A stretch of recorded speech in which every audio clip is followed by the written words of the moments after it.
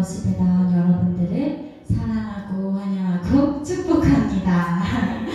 네, 저는 프라이밍 워십에서 건반을 맡고 있는 전아림 자매라고 합니다. 먼저 예배 들어가기 전에 광고하고서 찬양을 하길 원하는데요. 당신의 걸음을 환영합니다. 그리고 3개월간 진행한 정기 예배에서 저희가 매주 화요일 7시 30분 예배로 변경되었습니다. 그리고 오늘은 특별히 예배 후에 도림 감리교회 카페에서 친교 모임을 진행합니다.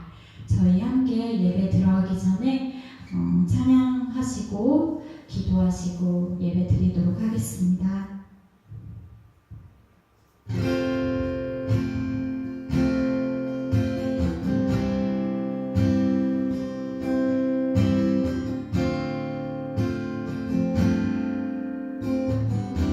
주를 위한 이곳에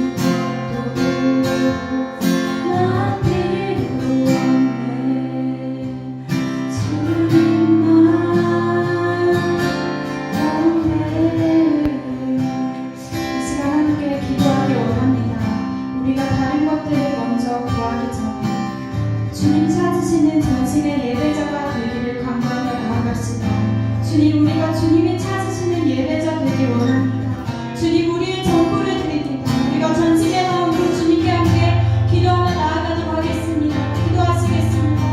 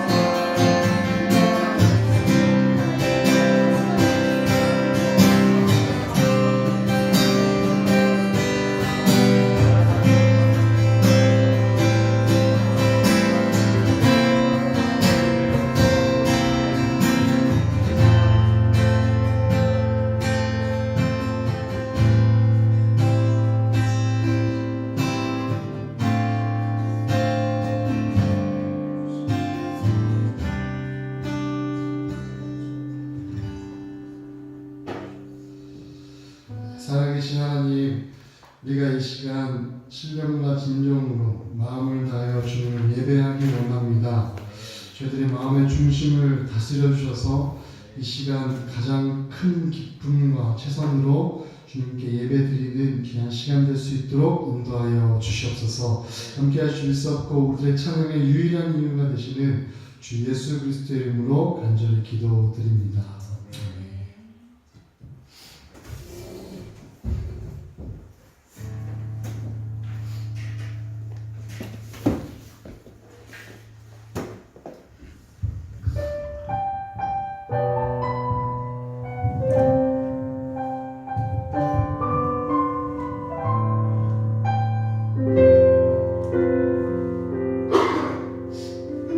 함께 찬양했습니다. 이곳에 이르신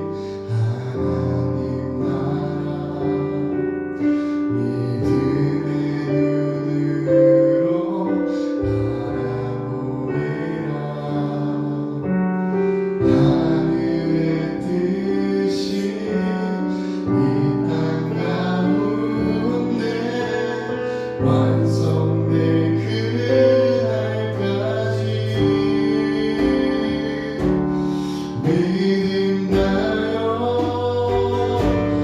그 위에 서리라 하나님의 나라는 무너지지 않으리 믿음나요 그 나라 세워가리라 주님 오실 때까지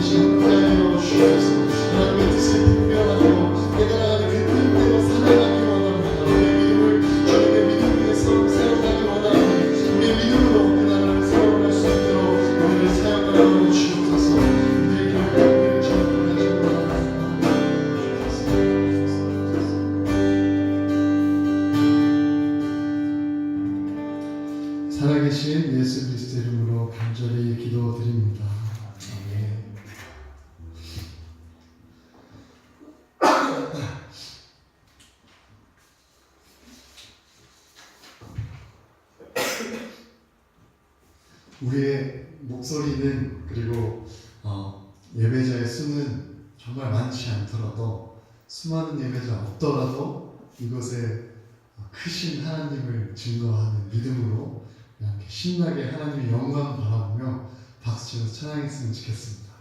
아멘.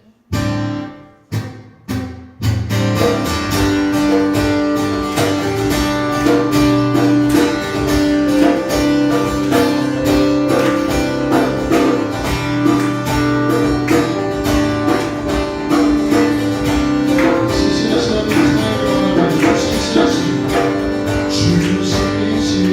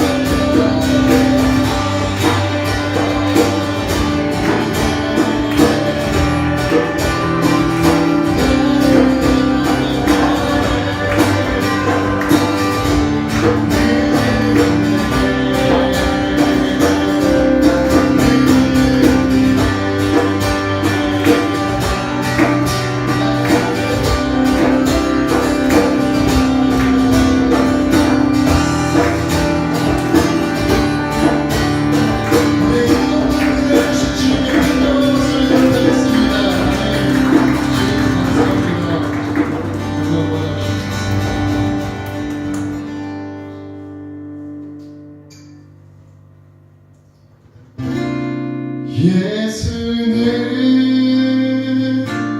우리를 깨끗게 하시는 주시니 그의 피 우리를 능보다 더 이게 하셨네. 감사는 주님의 사랑 거룩한 보혈의 공로를 우리가 찬양을 합시다. 주님을 만나볼 때가 다시 한번 감사는 주님의 사랑 거룩한 보혈의 공로를 우리가 찬양을 합시다.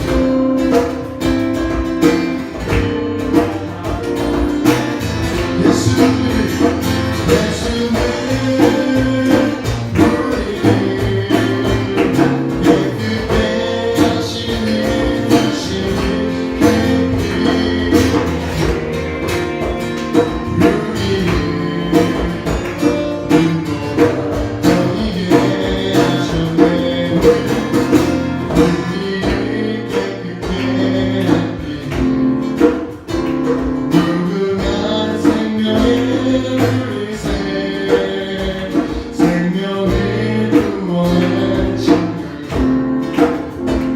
하나님 찬양을 합시다.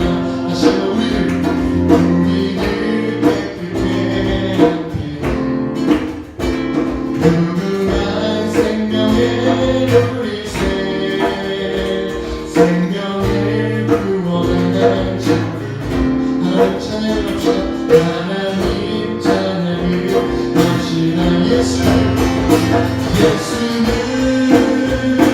우리를 깨끗게 하시는 주시니 그의 피 우리를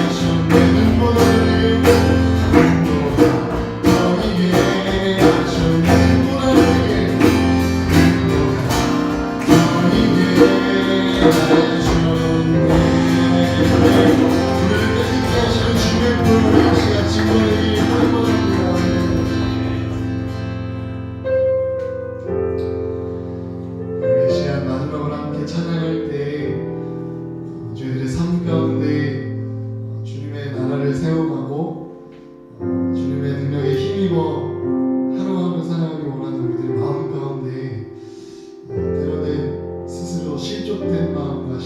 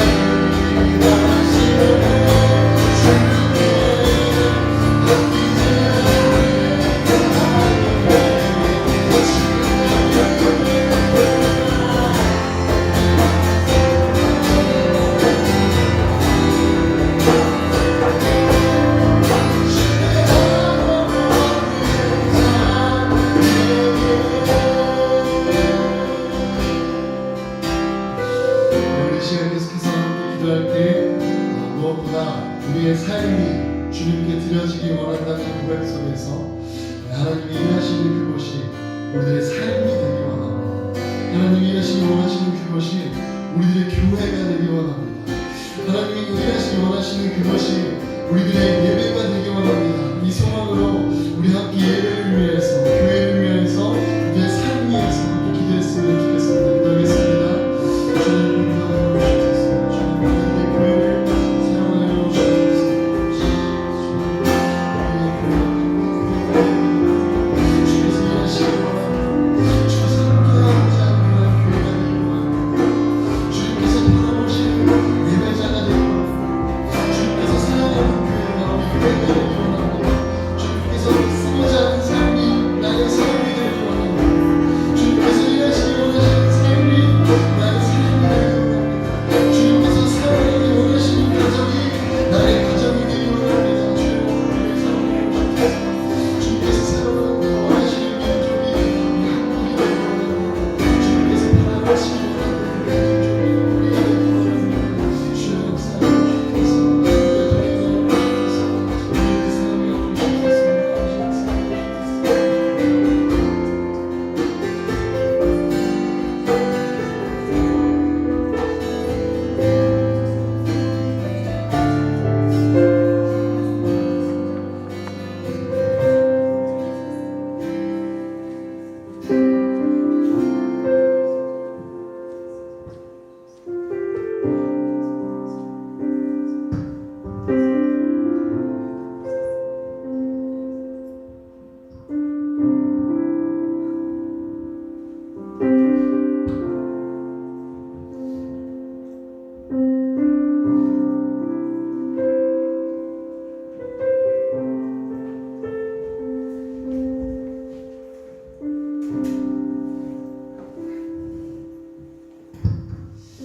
우리 함께 기도하시겠습니다.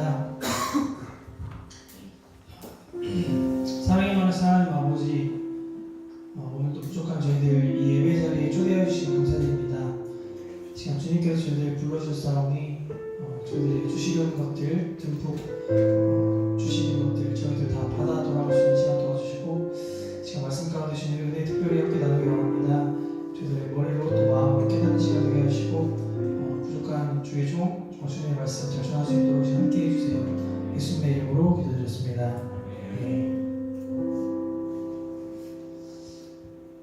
네, 마침 자리가 이렇게 있어서 그쪽으로 앉아서 진행하도록 하겠습니다. 오늘 본문 말씀 함께 먼저 읽고 들어가도록 하겠습니다. 네, 로마서 8장 5절부터 17절까지의 말씀입니다. 네, 저희 오늘 성비가 비슷한 것 같으니까 남자, 여자 이렇게 나눠서 한번 교독해볼까요? 먼저 저와 운동자니까 남자부터 시작해서 남자, 여자 이렇게 교독해보도록 하겠습니다. 시작! 주를 따르는 자는 육신의 일을, 영을 따르는 자는 영의 일을 생각하나니 육신의 생각은 사망이요 영의 생각은 생명과 평안이니라. 육신의 생각은 하나님과 원수가 되나니 이는 하나님의 법에 굴복하지 아니할 뿐만 할 수도 없으니라.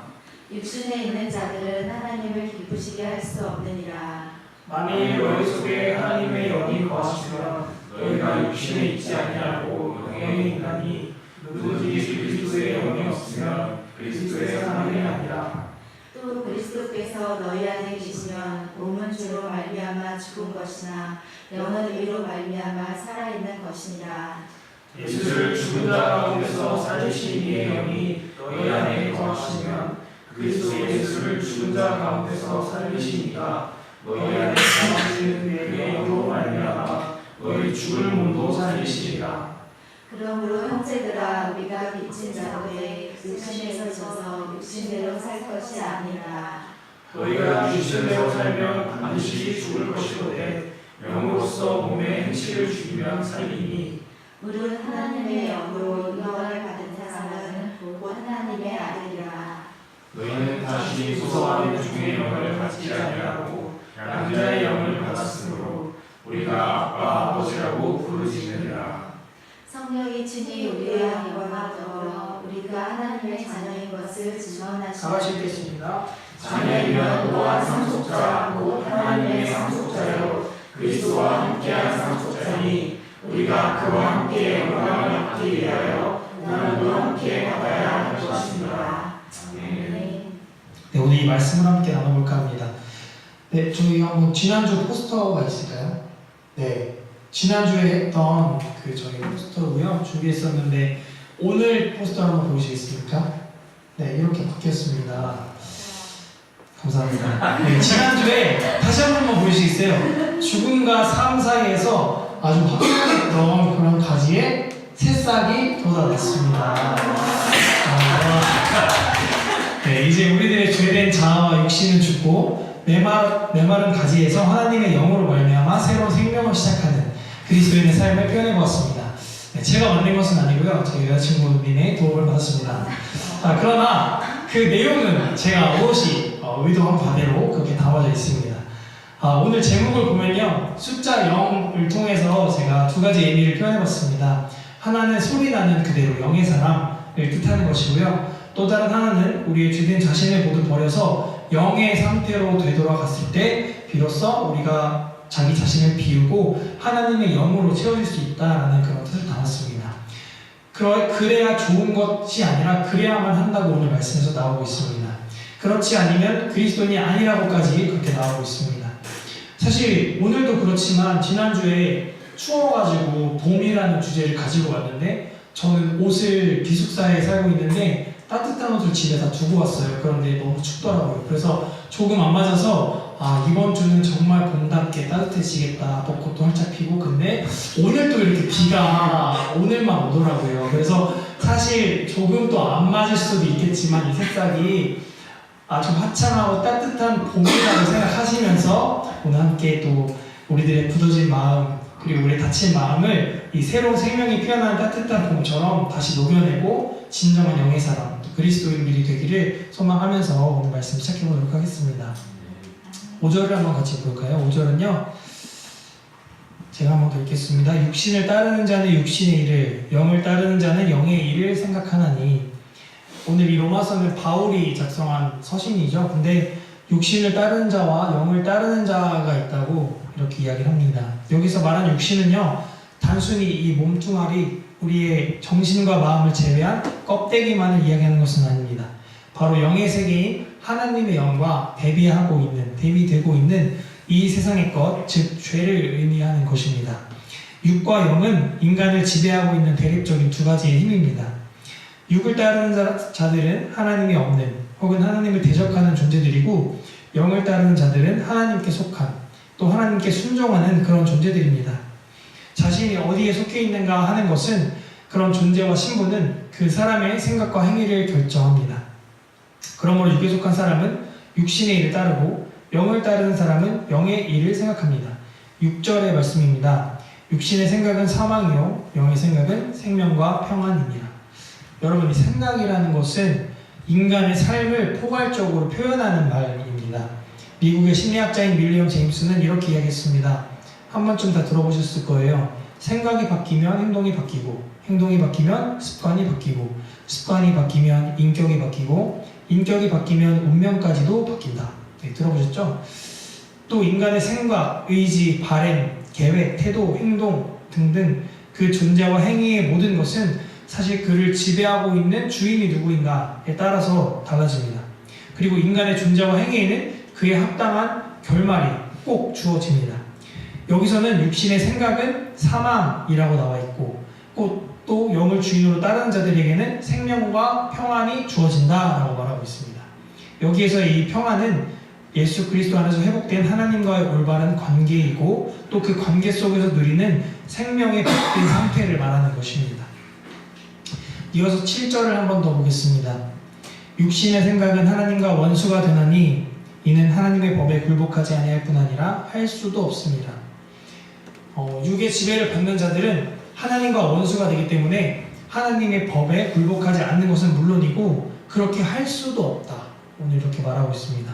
스스로의 힘으로는 결코 하나님의 법을 따를 수가 없음을 말하는 것입니다.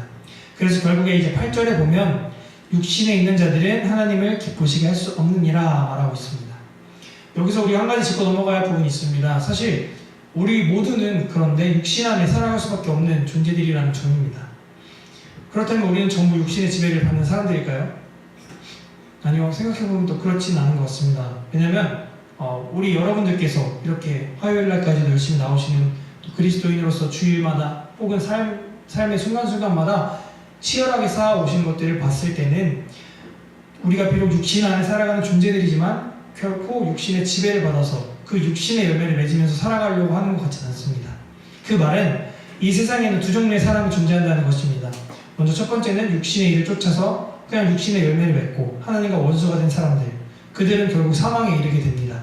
그러나 죄의 세력을 몰아내고 그곳에서 인간을 구원하시는 하나님의 영은 육신 안에 살아가고 있는 우리 인간들을 하나님의 뜻을 따라 살아가게 하고 또 하나님께 감사하며 하나님의 영광을 위해 살아갈 수 있도록 만드십니다. 그렇다면 9절을 한번 볼까요? 9절에는 만일 너희 속에 하나님의 영이 거하시면 너희가 육신에 있지 아니하고 영에 있나니 누구든지 그리스도의 영이 없으면 그리스도의 사람이 아니라 여기서 보면 하나님의 영이 거하는 사람은 육신에 있지 않다고 말하고 또 반대로 그리스도의 영이 없으면 그리스도의 사람이 아니라고 말합니다. 즉 하나님의 영의 지배를 받으면서 동시에 육신의 지배도 받는 그런 사람은 존재할 수 없다라고 말하고 있습니다. 마태복음에 이런 말씀도 있죠. 한 사람이 두 주인을 섬기지 못할 것이니 혹 이를 미워하고 저를 사랑하거나 혹 이를 중히 여기고 저를 경히 여김이라. 너희 하나님과 재물을 겸하여 섬기지 못하느니라. 우리는 이 육과 영 사이에서 양다리를 걸친 채 살아갈 수는 없다는 것입니다. 이 자리에 모인 사랑하는 형제자매 여러분, 우리 모두는 하나님을 주인으로 섬기는 영의 사람들인 줄 믿습니다. 혹은 그렇지 않더라도 꼭 그렇게 되시기를 진심으로 소망합니다. 다음으로 10절, 11절을 함께 보도록 하겠습니다. 또 그리스도께서 너희 안에 계시면 몸은 죄로 말미암아 죽은 것이나 영은 의로 말미암아 살아있는 것이니라. 예수를 죽은 자 가운데서 살리신 이의 영이 너희 안에 거하시면 그리스도 예수를 죽은 자 가운데서 살리신 이가 너희 안에 거하시는 그의 영으로 말미암아 너희 죽을 몸도 살리시리라. 자, 이제 영을 따르게 된 우리 그리스도인들에게는 어떤 일이 일어나는지 말하고 있습니다. 십자가에서 죽으시고 부활하신 그리스도께서 우리 안에 거하시면 이제 우리 몸은 죄로 죽은 그런 몸이라고 말하고 있습니다. 여기에서 몸은 아까 육신과는 조금 다른 이전의 죄를 따라 그 육신을 따라 살아가던 우리의 진짜 몸, 죄된 과거의 몸, 그것을 말합니다. 이 몸은 예수님과 함께 십자가에 못 박혀 이미 죽었습니다. 그리고 우리 안에 거하시는 영은 과거에는 예수 그리스도를 살리셨고 또 현재에는 우리 그리스도인들을 주관하시는 힘이 되시고 또 미래에는 우리 그리스도인들을 그리스도와 함께 살게 하는 그런 영이십니다. 그렇기 때문에 그리스도인들은 더 이상 육의 지배를 받으며 죽음을 향해서 살아가는 것이 아니고 우리의 죽을 몸까지도 살리시는 영을 따라서 영원한 생명을 향해 살게 되는 것입니다. 12절 13절 말씀입니다. 그러므로 형제들아 우리가 빚진 자로 돼 육신에게 져서 육신대로 살 것이 아니니라. 너희가 육신대로 살면 반드시 죽을 것이로되 영으로서 몸의 행실을 죽이면 살리니. 우리는 모두가 육신을 가지고 있기 때문에 육의 삶을 살 수밖에 없는 그런 죄인이었습니다. 그런 점에서 우리는 죄의 빚을 지고 있는 자들이었습니다. 하지만 이제 우리는 십자가에서 그 빚을 다 갚아버렸습니다. 죄의 싹은 사망인데 우리가 십자가에서 사망을 통해서 이미 나의 죄된 몸이 죽음으로 인해서 다 갚아버린 것입니다. 그러므로 더 이상 우리가 육의 지배를 받아서 끌려다닐 필요가 없어졌습니다. 그런데 13절에서 바울은 육신과 몸을 구분하여 이야기하고 있습니다. 이미 그리스도인인 우리는 죄의 문제로부터 해방되어서 새로운 존재가 되었습니다.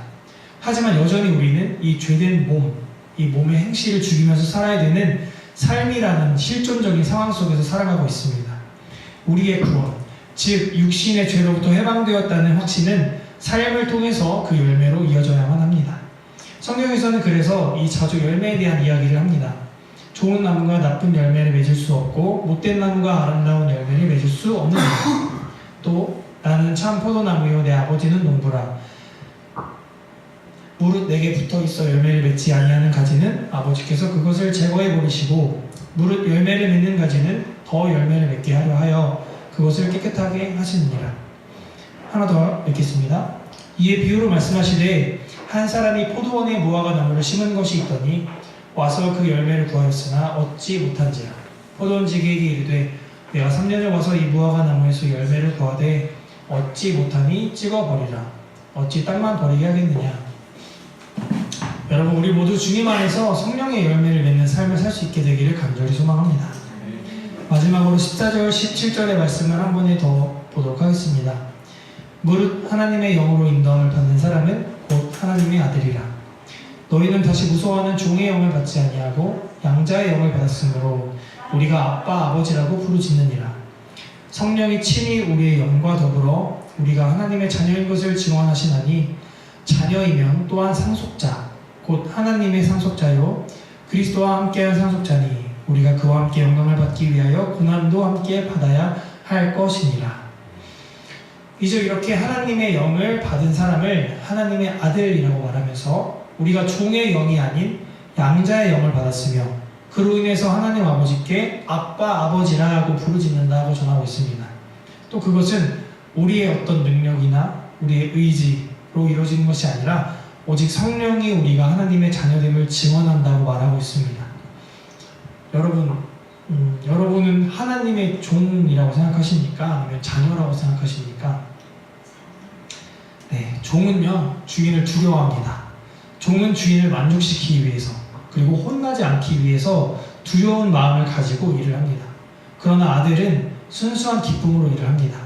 아버지를 사랑하는 마음으로 아버지의 일을 기꺼이 돕습니다. 뿐만 아니라 종과 아들 사이의 신분은 하늘과 땅 차이입니다. 아들은 아버지의 모든 자격과 재산과 신분을 다 물려받을 수 있습니다. 한마디로 상속자가 되는 것입니다.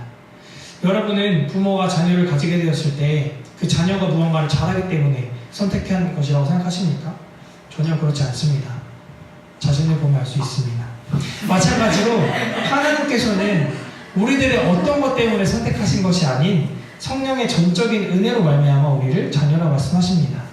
하나님의 전적인 구원하심과 은혜로 죄된 우리들을 찾아와 자녀 삼아 주셨습니다.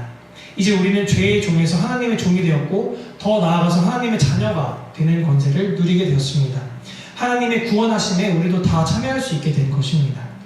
그런데 여기에 이 자녀가 누릴 수 있는 특권이 하나 더 있습니다. 무엇일까요? 그것은 바로 기도입니다. 기도는 하나님과의 대화입니다. 아버지와 대화가 없는 자식은 그 부모님의 마음을 아마 떠난 자식일 것입니다. 그런데 평소에 말이 없던 자녀들이 아주 간절히 부모님을 찾을 때가 있습니다. 언제일까요? 그것은 무언가 필요한 것이 있을 때입니다. 때로는 때를 쓰며 구하기도 합니다. 이처럼 우리는 하늘의 아버지에게 대화할 수 있는 또 때로는 이 때를 쓸 수 있는 특권을 허락받은 것입니다. 누가복음에서 예수님은 우리에게 이렇게 말하셨습니다. 메시지 성경을 읽겠습니다. 예수께서 말씀하셨다. 너희가 한밤중에 친구에게 가서 이렇게 말하면 어떻게 될지 상상해 보아라. 친구여, 내가 내게 빵 3덩이를 빌려주게. 옛 친구가 여행을 하다가 방금 찾아왔는데 내 수중에 아무것도 없네. 친구가 침대에서 대답했다. 귀찮게 굴지 말게. 문도 닫혔고 아이들도 자려고 누웠다네. 그러니 내가 일어나 자네에게 아무것도 줄 수가 없네. 그러나 내가 너희에게 말한다. 비록 그가 친구라는 이유로는 일어나지 않더라도 너희가 물러서지 않고 그 자리에 서서 계속 문을 두드려 이웃들을 다 깨운다면 그가 일어나서 무엇이든 필요한 것을 줄 것이다. 내가 하려는 말은 이것이다. 구하여라. 그러면 받을 것이다. 찾아라. 그러면 발견할 것이다. 두드려라. 그러면 문이 열릴 것이다. 하나님과 흥정하지 마라. 솔직하게 말씀드려라. 필요한 것을 구하여라. 우리는 쫓기는 게임이나 숨바꼭질을 하고 있는 것이 아니다. 너희 어린 아들이 생선을 달라고 하는데 살아있는 뱀을 접시에 담아 아이를 무섭게 하겠느냐? 너희 어린 딸이 계란을 달라고 하는데 거미를 주며 아이를 속이겠느냐? 너희가 아무리 악해도 그런 생각은 하지 않을 것이다. 너희도 자기 자식에게는 최소한 예의를 지킨다. 그렇다면 너희를 사랑으로 잉태하신 아버지께서 너희가 구할 때 성령을 주시지 않겠느냐? 누가복음의 말씀입니다. 하나만 더 보도록 하겠습니다. 예수께서 그들에게 끈질기게 기도하고 절대 포기하지 말아야 할 것을 가르치려고 이야기를 들려주셨다. 예수께서 말씀하셨다. 어떤 도시에 하나님을 전혀 의식하지 않고 사람들도 안중에 없는 재판관이 있었다. 그 도시에 사는 한 과부가 계속해서 그를 찾아왔다. 내 권리가 침해받고 있으니 나를 보호해 주십시오. 재판관은 그 과부를 거들떠보지도 않았다. 그러나 과부가 계속해서 찾아오자 재판관은 이렇게 혼잣말을 했다. 나는 하나님이 어떻게 생각하는지 전혀 관심도 없고 사람들의 생각은 더 말할 것도 없다. 그런데 이 과부가 끝까지 나를 귀찮게 할 텐데 뭔가 조치를 취해서 이 여자가 정당한 대우를 받도록 해주는 편이 차라리 낫겠다. 그렇지 않으면 이 여자의 집요한 펀치에 내가 시퍼렇게 멍이 들고 말겠다. 주님께서는 말씀하셨다. 너희는 이 불의한 재판관의 하는 말을 들었느냐? 그렇다면 너희는 도움을 구하여 끊임없이 부르짖는 택하신 백성을 위해 하나님이 개입하셔서 정의를 이루어 주시리라고 왜 생각하지 않느냐? 하나님이 자기 백성의 권리를 지켜주시지 않겠느냐? 내가 보장한다. 하나님이 반드시 그렇게 해주실 것이다. 그분은 질질 끌지 않으실 것이다. 그러나 인자가 다시 올 때에 그처럼 끈질긴 믿음을 이 땅에서 얼마나 찾을 수 있겠느냐? 여러분, 이 기도라는 특권을 정말 적극 활용하실 수 있기를 바랍니다. 매일 매순간 기도하면서 하나님께 모든 것을 아뢰고 특별히 우리에게 평안과 생명 주시는 성령을 구할 수 있게 되기를 소망합니다. 이 땅에서 살아가는 인생길 가운데 하나님과 항상 동행하는 삶이 되시기를 소망합니다. 그러나 우리가 기억해야 할 것이 하나 있습니다. 주님과 동행하는 이 길이 바로 예수 그리스도의 십자가를 함께 지고 걸어가는 길이라는 것입니다. 예수님께서도 그 모진 십자가의 고난을 몸소 다 겪으셨는데 하물며 죄된 우리들이 그 고난을 건너뛸 수 있을까요?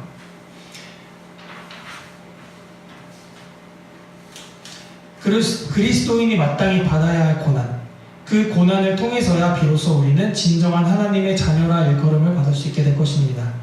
그래서 교회는 고난의 공동체이며 동시에 구원에 함께 참여하는 영광의 공동체입니다. 우리는 이 고난 너머에 있는 구원의 확신을 가지고 승리하는 삶을 살아내야 합니다. 계속해서 우리의 삶을 위협하는 죄의 세력들과 치열하게 싸워나가야 합니다. 하지만 그리스도인들은 결코 홀로 싸우는 것이 아닙니다. 우리 안에 거하시는 하나님의 영이 우리를 위하여 함께 싸우고 계십니다. 우리는 하나님의 자녀이기 때문입니다.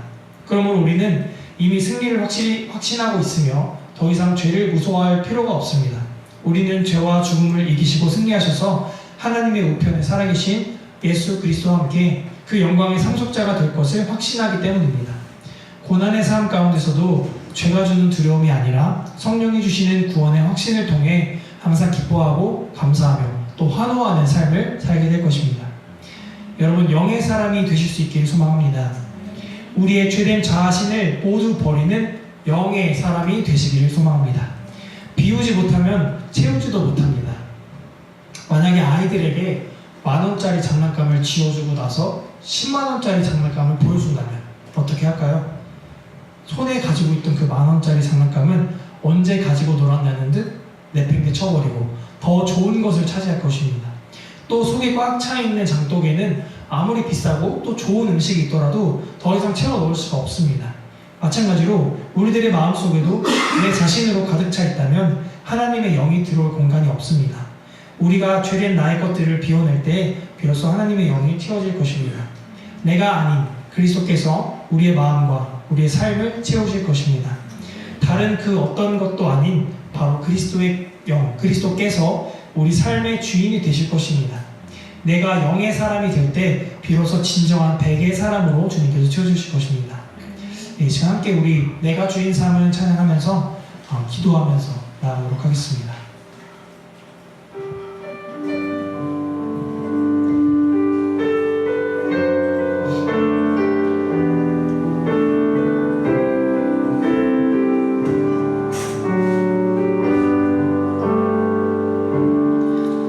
내가 주인 삶을 모든 건 내려놓고